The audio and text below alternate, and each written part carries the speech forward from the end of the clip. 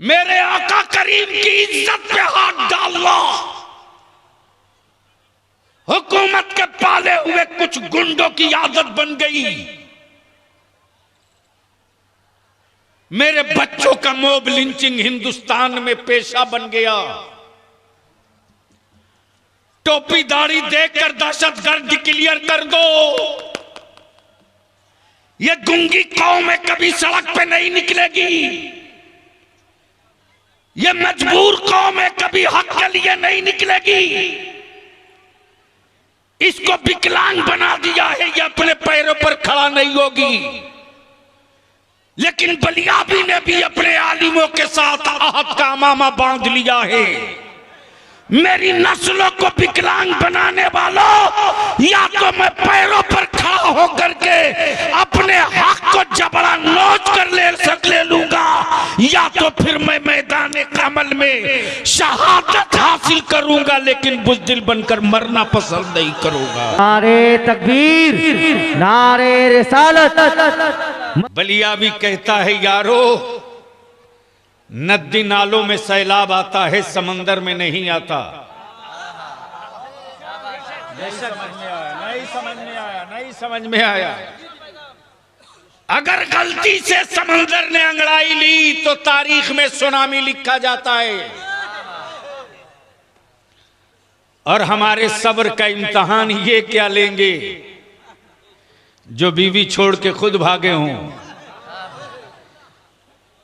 सब्र का इम्तिहान बद्र वाले लेकर मजा चख चुके हैं। हिम्मतों का इम्तिहान करबला में यजीद लेकर चख चुका है। पूरी सल्तनत मिलकर भारत में एक मोइनुद्दीन के सब्र का इम्तिहान लेकर देख चुकी है। और पढ़े लिखे नहीं, पढ़े लिखों का लिबास पहनकर बहुतेरे जाहिलों ने पत्थर पर चढ़कर बरेली के इमाम मोहम्मद रजा के सब्र का इम्तिहान देख चुका है।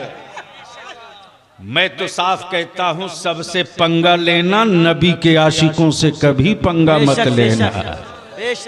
इसलिए कि मेरे रजा ने मुस्तफ़ा के गुलामों को नबी का आशिक बनाया है, अंधभक्त नहीं बनाया है। तवज्जो चाहो। अब आप कहोगे आशिक और अंधभक्त में फर्क क्या है?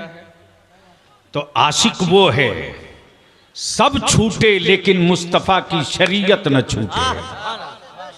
सब छूटे मुस्तफा की शरीयत ना छूटे। इसलिए अगरबत्ती और मोमबत्ती की दुकान खोलकर अंधभक्ति की तहरीक तुम चलाओ और मदरसा दारुल उलूम खोलकर नबी के आशिकों की तहरीक हम चलाते हैं। यही तो है।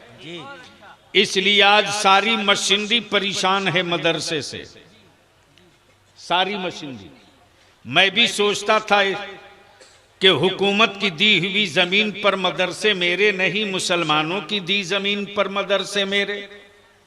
हुकूमत के पैसों से मदरसों में कहीं दिया बत्ती लाइट नहीं जली, मुसलमानों के पैसों से। किसी मदरसे की बिल्डिंग हुकूमत के पैसों से नहीं बनी, बल्कि मुसलमानों के ज़कात और फितरे से।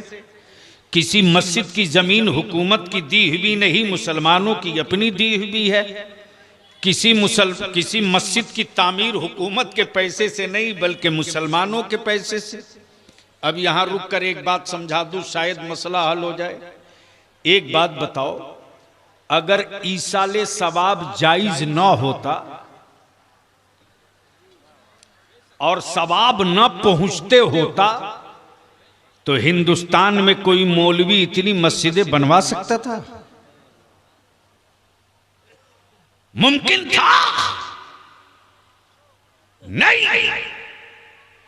बल्कि जो ईसाले सवाब के खिलाफ गला फाड़ के तकरीर करता, वो भी यही कहता है, गिट्टी दे दो मां के नाम पर, सीमेंट दे दो अब्बा के नाम पर, बालू दे दो मरहुमीन के नाम पर, छड़ दे दो अपने परदादा के नाम पर, पकड़ लिया गट्टा। मैंने कहा मुल्ला रात भर तूने तकरीर की, सवाब पहुंचता ही नहीं, तो ये गूंगी मिट्टी क्यों मांगा मरी हुई मां के नाम पर? सीमेंट की बोरी क्यों मांगा दादा के नाम पर? छड़ क्यों मांगा मेरे मरे हुए भाई के नाम पर?